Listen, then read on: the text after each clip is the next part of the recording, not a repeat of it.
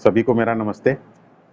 काशी के ज्ञानवापी मस्जिद परिसर में पौराणिक शिवलिंग का मिलना सनातन धर्म की दृष्टि से एक अत्यधिक महत्वपूर्ण घटना है। ये पौराणिक शिवलिंग भगवान शिव के निराकार ज्योतिर्लिंग स्वरूप का साकार रूप है और इसलिए इसका सनातन धर्म की दृष्टि से अत्यधिक महत्व है। काशी के इस विश्वेश्वर मंदिर का, जिसे औरंगजेब ने तोड़ दिया था, भारतवर्ष के इतिहास में, भारतवर्ष की संस्कृति की दृष्टि से अत्यधिक महत्वपूर्ण स्थान है, सनातन धर्म की दृष्टि से अत्यधिक महत्वपूर्ण स्थान है। ठीक उसी प्रकार जैसे अयोध्या में भगवान राम के मंदिर का हमारे लिए बहुत बड़ा स्थान है और मथुरा में श्री कृष्ण जन्मभूमि का हमारे लिए बहुत महत्वपूर्ण स्थान है। ये भी बड़े हर्ष की बात है कि श्री कृष्ण भगवान जन्म स्थान का जो मथुरा का मंदिर है, उसमें जो डिस्प्यूट है, उस डिस्प्यूट को लेकर के जो उस सूट को भी कोर्ट ने एडमिट कर लिया है मथुरा में।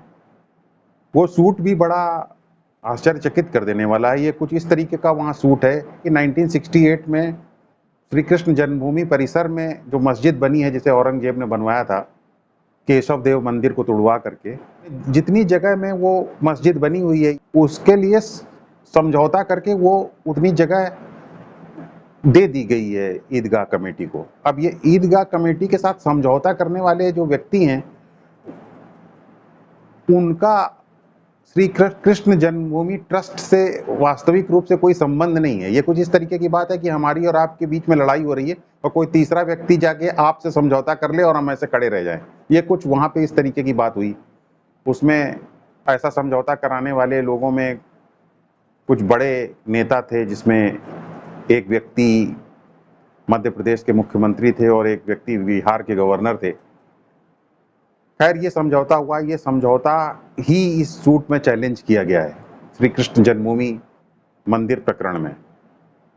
बहरहाल जो भी हो, आज जबकि काशी और मथुरा के लिए सनातन रीति से जीने वाले लोगों ने अपने अधिकार की मांग की है, तो एक एक्ट सामने आया है जो कि 1991 का प्लेसेस ऑफ वर्शिप एक्ट है। इसका हवाला दे करके इसका विरोध किया जा रहा है कि आप कोई डिमांड नहीं कर सकते, क्योंकि ये एक्ट है ऐसा है कि 1947 से पहले के जो रिलीजियस स्ट्रक्चर हैं, उसको 15 अगस्त 1947 के बाद से उनका रिलीजियस कैरेक्टर चेंज नहीं किया जा सकता, उनको वैसे ही एक्सेप्ट करना होगा। ये कुछ इस तरीके की बात है कि आपसे ये कहा जाए कि अगर किसी ने सुबह 10 बजे आपके घर के ऊपर कब्जा कर लिया है तो आप कुछ नहीं बोल सकते हैं, अगर 11 बजे कब्जा किया है तो ही बोल सकते हैं। तो उस दृष्टि से अगर देखें तो इसकी खुद की संवैधानिक वैलिडिटी कुछ नहीं है, क्योंकि ये भारतीय संविधान के आर्टिकल 26 का खुला वायलेशन है।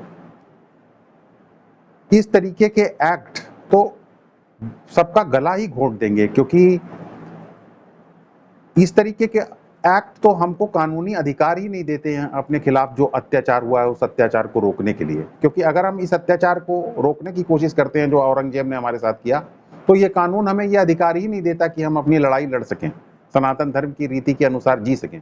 तो ये तो संविधान की धारा, संविधान के आर्टिकल 26 का खुला वायलेशन है। तो सबसे पहले तो 1991 का जो प्लेसेस ऑफ वर्शिप एक्ट है, जिसका हवाला दे करके सब लोग ये कह रहे हैं कि ये पौराणिक शिवलिंग नहीं बल्कि ये फव्वारा है और ज्ञानवापी मस्जिद परिसर का सर्वे भी गलत हुआ है और इसको तुरंत खारिज कर दिया जाना चाहिए। द टाइम्स ऑफ इंडिया में भी एडिटोरियल में अभी 1-2 दिन पहले ये छपा है कि तुरंत रोक देना चाहिए, क्योंकि इससे पैंडोरास बॉक्स ओपन हो जाएगा। तो हम लोग ये इस पे चाहते हैं कि 1991 का ये जो प्लेसेस ऑफ वर्शिप एक्ट है, इसकी खुद की जुडिशियल स्क्रूटनी होनी चाहिए, इसकी खुद न्यायिक समीक्षा की जानी चाहिए और इस एक्ट को, जो कि संविधान की दृष्टि से उचित नहीं है, इसे हटाया जाना चाहिए, क्योंकि न्याय का अधिकार तो सबको है। अब जैसे आप वक्फ प्रॉपर्टी एक्ट 2013 को ही ले लीजिए, इसमें वक्फ बोर्ड को असीमित पावर्स दिए जाते हैं। इसका जो आर्टिकल 40 है वो असीमित पावर वक्फ बोर्ड को देता है। किसी भी जमीन को वो उसे क्लेम कर सकता है और उसकी खुद की जुडिशियल पावर्स हैं, उसकी ट्रिब्यूनल में ही उसके खिलाफ अपील की जा सकती है। अगर 3 साल तक अपील नहीं की की जाती है तो उसके बाद आगे वो जजमेंट उसका फाइनल होगा और वो कोई नोटिस भी नहीं देगा। और इस प्रकार इस 2013 के एक्ट का सहारा लेकर के आज वक्फ बोर्ड जो है रेलवे और डिफेंस के बाद भारतवर्ष में तीसरे नंबर का सबसे ज्यादा प्रॉपर्टी रखने वाली एजेंसी है। तो ये इसकी भी तो जुडिशियल स्क्रूटनी होनी चाहिए।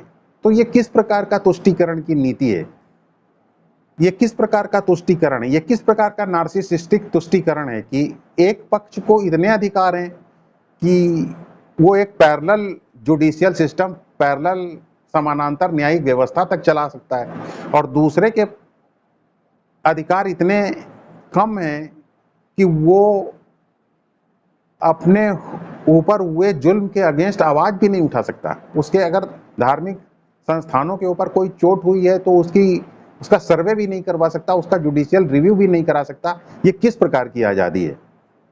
तो मुझे लगता है कि अब समय आ गया है कि तुष्टीकरण की नीति को हम छोड़ें और सत्य और तर्क के आधार पर चीजों की सही तरीके से स्क्रूटनी करें और संविधान की स्पिरिट के अनुसार ही एक्ट्स बनाएं। संविधान की स्पिरिट के अनुसार ही जो एक्ट्स हैं उन्हीं को हम माने और सबको समान अधिकार हो, तभी हम समझते हैं कि न्याय हो पाएगा, वरना न्याय की कोई संभावना नहीं है। और अगर न्याय की संभावना नहीं है तो फिर ये तो वोट देने के अधिकार से भी अधिकार ले लेने से भी ज्यादा बड़ी सजा है।